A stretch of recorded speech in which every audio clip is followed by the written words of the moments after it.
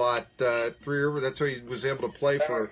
the Steelers. Yes, that's where he played for 1,000,000 years and all that. And yeah, he was probably played a little too long now, what we know about it and such. Yeah, but there was all this, they used to talk about him all the time, running up his personal training regimen, running up all the stairs at Three Rivers. Anyway, let's go talk about some basketball. You're doing pretty well, so we'll go with that. All right. Okay. Here. Well, my next guest has just led the ETSU Buccaneers to a road trip that at the start of the season, I think, just about anyone would have taken. At least two contenders for the SoCon crown were defeated by approximately 20 points, as was Chattanooga on Saturday early evening down in Chattanooga. I'm speaking, of course, to Steve Forbes, the head coach of the ETSU Buccaneers. And I got to object to this, though. You guys are doing so well that you're actually becoming very boring to watch. I turn on the game, you're up by 20 points, there's no drama anymore. What's going on here? I mean, I know they say attendance isn't what they wanted to be at Freedom Hall. Is it because you're so dominant there's no more drama left in ETSU basketball? Oh, there's a lot of drama left, trust me. We got a lot of games. Greensboro coming in here on Thursday. Yeah, we played pretty well. On this last road trip, winning 3 games in a row and winning 10 of our last 11. The guys are, playing good basketball, and I like no drama, to be honest with you. It's easier on my health, but I know there's a lot of drama ahead of us with some of the teams we got to play and face. It prevents you from having to ask questions like me, like, why didn't you call timeout there? Or why did you foul him and not this other guy? I do understand that, Steve Forbes. Bucs have won 10 of 11. And, the other impressive thing that I've seen here is that you've got 10 players right now on your roster who are averaging at least 10 minutes a game. Now that the Southern Conference schedule, though, is coming about, do you foresee trying to continue to use 10 men, so to speak, in full games? Or is it going to be more of trying to focus on some of the guys, the best players, and get those guys 30 minutes at a time, keep the best players out on the court for the majority of the game? Would you be changing your strategy a little bit here in the Southern Conference schedule? No, our strength is in our numbers. Okay. And, our depth, and so we'll continue for the rest of the year to play 10, 11 guys, unless somebody plays their way out of the rotation, which I don't see that happening. It could happen, but we don't really have anybody left to play their way into the rotation. Maybe James Harrison gets a few more minutes, but no, we're going to play we're going to play everybody, because that's what makes us good is our depth. And that's a very interesting concept here, because it now speaks a little more of a system, which I think is actually how you... I want to ask you this. I mean, winning in postseason play, winning in tournaments, you've often talked about a strong center, and boy, Peter Jerkin is really coming on. But I've often looked at, especially in a mid-major area, the system. And I think that, when you look at some of the teams that have advanced, let's just take the NCAAs, the Butlers, maybe even your old Wichita State team, they seem to be able to win not because of the great individual player, the exception Davidson about 10 years ago, but because of a system. Is that by design? Is that what you're trying to do this year at ETSU? Yeah, it's our third year. We've got more things in place than we obviously did in year one. But, you go back, it's all about players. You go back to the Wichita State team, they had 3 NBA players on their team: Ron Baker, Fred VanVleet, Cleanthony Early. Those guys have all played minutes in the NBA. So they're good players, obviously. So Coach Marshall does have a system of play, and the best coaches that I've ever coached with did. Billy Gillespie and Bruce Pearl and Greg. They all have different styles and different systems. We've been pretty consistent. I looked up the other night. Since we've been here, this is our third year, we're averaging 78 points a game. We averaged a little over 80 last year, 78 our first year. So that's kind of the way it's been offensively for us, pretty fast. Defensively, I think we've gotten better and better each year, and I think this team is a better defensive team right now than the one we had the first 2 years. That's impressive right there. And I know one of the things that you talked about early on in the year was turnovers. In the opening day loss against Northern Kentucky, there were a lot of turnovers. And I've noticed this, however, not only have your turnovers been cut in half over the course of the season, Steve Forbes, but both you and your next opponent are ranked in the top 20 in steals per game. Yeah. You're both averaging more than 8 steals a game. Now, admittedly, I think you did get fat on some of the, dare I say, tune-up games. A lot of steals against the Delaware States and the Tusculums. And for the most part, UNCG is the same. But how concerned are you with a team like the Spartans, who at least until these last couple of games were really getting a lot of turnovers, for you to relapse? How concerned are you? Very. I think, UNCG's got a really nice team, and, they've got a lot of good parts, and they're big and athletic, and, I think Alonzo's one of the best players, if not the best player in our league. But I'll go back to this. I went back and looked, and you're right. We turned the ball over 20 times against Northern Kentucky, first game of the year, and we were 2 for 18 from 3. Yeah. But in our last 11 games, one time our last 11, we shot 37% from 3 as a team, and we turned it over 11.6 times per game. And so that's why we're winning, in my opinion. We've defended well all year long, but we've cut down, we've taken care of the ball, and we're shooting 3 better, and that's helped us win these games. And, going into the game on Thursday night, it's got to be the same recipe. We got to think great. We're going to have to rebound, because they're a really good rebounding team, and we're going to have to take care of the ball, and we're going to have to shoot, and we're going to have to make some perimeter shots. And it's a pretty simple game, really, when you really think about it. And those numbers have improved dramatically for us over this time, and I think that's why we're winning. We're talking to Steve Forbes. He's the head coach of the East Tennessee State Buccaneers. I like Francis Alonzo's talents a lot. How could you not? I remember him last year making shot after shot. You put your hand in his face and he'd still make it. And, I guess you're still breathing a sigh of relief that last shot in the SoCon tournament went in and out and didn't put the game into overtime and such. But Francis Alonzo Jr., I think a great talent. You do too. But how does he match up, in your opinion, with guys, I don't know, like, say, Kevin Knox or Trevin Blewett, who of Kentucky, and Xavier as well. Yeah. Those guys are at major programs.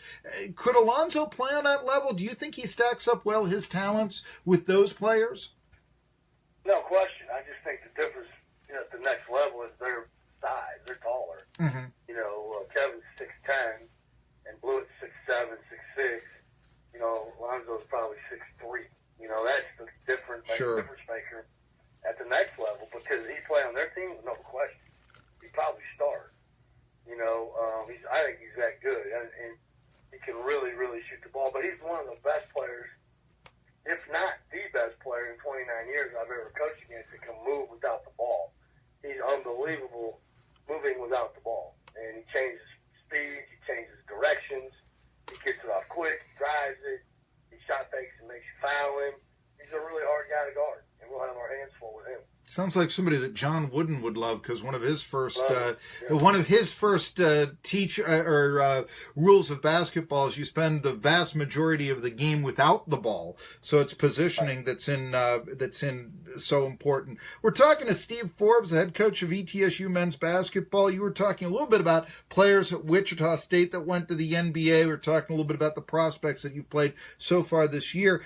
I want to talk about a guy who was, he tried out for a D-League team, didn't make it. Hanner Mosquera Pereira, who, of course, was a fine player for you last year and all this. I was a little disappointed he didn't make the Westchester Knicks. But do you know what his status is now? I mean, is he still going to try to make an attempt for the D-League? What's Hanner Mosquera Pereira? He's in Melbourne, Australia. Professionally, so he's over in Melbourne. And then the name of the team escapes me, but that's where he's at right now. He's playing in Australia. Okay, so he's got warmer weather to deal with than we do right now. That's a decent thing right there.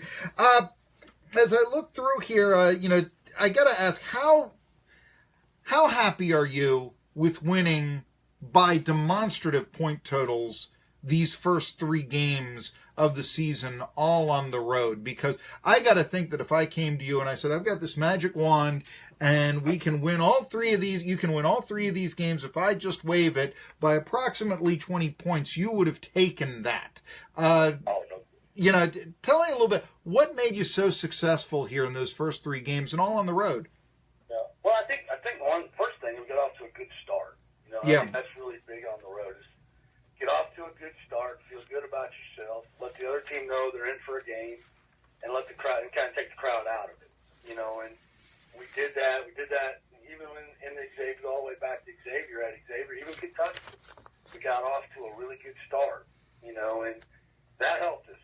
And then, we shot the ball well. We made shots. And like I said, our defense has always been pretty darn good, but making shots makes the game a lot easier, and we've been making shots. And, against Mercer, we came out and we made shots. And then I think we got confident.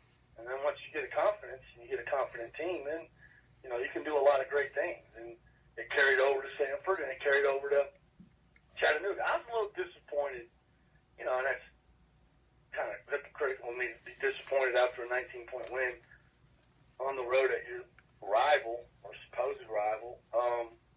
That I didn't think we played great in the second half. I thought we kind of cruised on in, and I would like to see us extend the lead even more. But watching the film, as I did with the team today, we didn't play terrible, but we didn't probably play at the level we played at in the first half.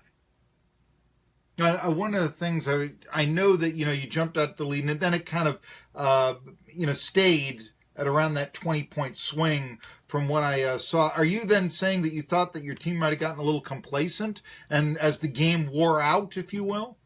Yeah, I think we just kind of went through the motions a little bit, and I, maybe it wasn't as sharp in our execution mostly on offense, not so much defense. We probably fouled a little bit too much, put them on the line, and give them credit. They didn't mail it in either. They second half they came out and fought and tried to make a game of it. Now we never let them make a game of it. There wasn't any score pressure on us in the second half as far as a couple more baskets and they're going to be right in it. I never felt that way. I just felt like maybe we were a little lax in our execution offensively in the second half. The game had played out, essentially, is what we're looking at here. Steve Forbes here. Hey, I did want to mention, you mentioned how well that the team did shoot, though. And yet, in those 3 road victories from the field, I've got the number 56% shooting from the team. Not bad and all this. And one thing, though, you mentioned here, the supposed rival of Chattanooga. I know Chattanooga's down. It seems like they did as soon as they won their 19th game last year. Since then, it seems that they've been stalling. But if Chattanooga isn't ETSU's rival, then, well, tell me here, Coach, who is? I only said that because I didn't feel that. There's a different feel in a rivalry game. I've been in a lot of them. Sure. And I didn't feel that Saturday. I don't think, and I'm not just because of the score. I just didn't feel it from the crowd and from the build up to the game. I didn't feel it. I felt it last year, no question here, and then down there we had a sellout here. They had the 7th largest crowd in the history of their program last year down there when we played. I felt that. I didn't feel that this year. I'm not saying that they're not our rival. That maybe was a bad choice of words, but I just didn't feel that. Now I feel it with Greensboro for sure. I feel it because we've had really tough games with them every year I've been here. And they've been hard fought and exciting, and I feel that. I just didn't feel that on Saturday at Chat. Now it'll change. I mean, they got a new coach. He's got a brand new team. He's trying to put his mark on the program. That'll all change. But I just didn't feel it as much Saturday as I did in previous games. Well, yeah, and I would say that Chattanooga now, you mentioned the new coach, they're rebuilding, and it's kind of like the vibe that you got from ETSU now or last year as compared to, I don't know, when Ed DeChillis had first inherited a team that was, way down, probably the worst team in the Southern Conference. And so you're going to have more excitement from the fan base and sell more tickets, obviously, when you're winning than losing, right. Steve Forbes. So I do understand that. But you mentioned Greensboro, what a big game this is. Right now, it looks like UNCG, Wofford, and ETSU. I'm thinking these are the three teams that are right now appearing to be the teams to beat in the Southern Conference. I think you got to throw Furman in there too. Furman, yes, yeah. Yeah, they're undefeated. I think I voted Furman number one in the league preseason because they had, to me, the most talented returners, basically the whole starting five back. So that's why I picked. Well, they lost Acox. It was a really nice play. Yeah. But I felt like they had the most pieces coming back. I felt like Greensboro was very undervalued from a lot of people. Not me. I had them up there because I felt like they had a lot of really good pieces still coming back from a team that was really good last year. A lot of value was put in Mercer with a lot of guys coming back, but those guys were under 500 last year. So I see the value. I mean, I think they're going to be in the mix in this deal, but I didn't see that as far as just winning the league. And I think we were undervalued. And here's the thing that a lot of people probably missed the boat on. We start 5 seniors. Now, we lost some really good players last year. We lost 5 of our top 9. But we still start 5 seniors. And every one of those guys has NCAA tournament experience. Mm-hmm. And so it's not like we're, trying to reload or trying to, get some freshmen. We got some good freshmen that are playing. Bo and Milan are giving us great minutes. But we do have an older group still. And I think that's the strength of our team, is the numbers of our team and our seniors. And you've brought in a lot of transfers as well, so that's going to be the case. And that's a good point that you make with the 5 seniors, because I know myself, I was a little bit, saying, oh, well, ETSU, this will probably be a bit of a rebuilding year because only Bradford returns as a starter. But it's a good point that you make with 5 seniors starting. And for that matter, you knew that Jerkin was going to be good and such this season.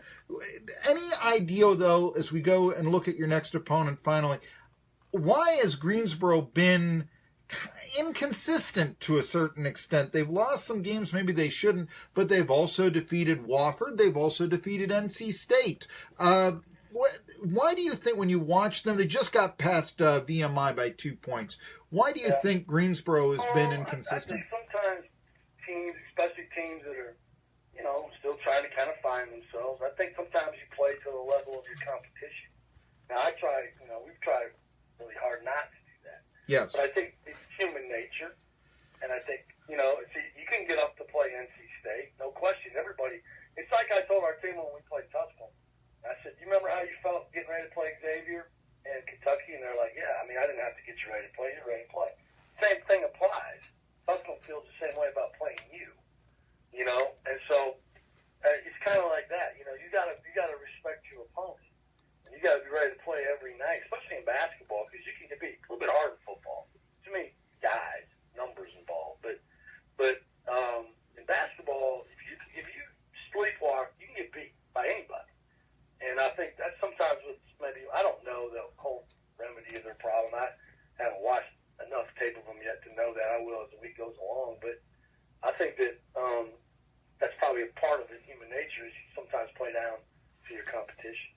And that they will be fired up because of what happened last year in the SoCon tournament final. I mean, they were an in and out away from being 5 minutes away from the NCAAs in that game in a very exciting Southern Conference tournament. It's always an exciting interview with you, Steve Forbes, and we always enjoy your honesty. Good luck against the Spartans coming up. This one, I think, is a huge game on the season. So we'll be highlighting and talking about that more on Tri-City Sports Now throughout the week. And when we come back, we got a lot of Tennessee football news. Tri-City Sports Now. Thanks again for everything. Yeah, And okay, we'll save some of these questions for next week and all that. Next week I got to work more on asking questions about your team here.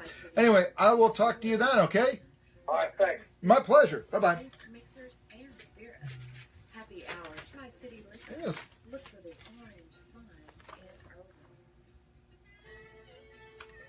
The Tennessee Arts and Heritage Center in Unicoi, Tennessee was created to showcase Tennessee mountain arts, crafts,